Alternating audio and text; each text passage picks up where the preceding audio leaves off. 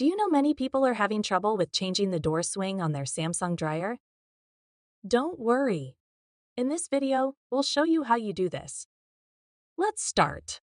Step 1. Prepare soft surface. Place a soft rug on the floor to rest the door on after you have removed it to prevent scratching. Step 2. Unplug power cord. Unplug the power cord of the dryer to ensure safety during the process. Step 3. Remove door screws. Remove the 2 door hinge screws to lift and remove the door, noting the supporting screw on the back side of the hinge. Step 4. Detach frame screws.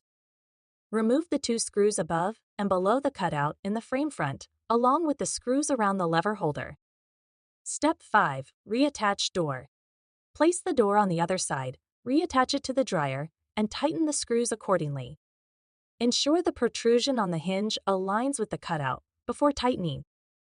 By following these steps, you should now have successfully changed the door direction on your Samsung DVE45T6000W U/A3 dryer.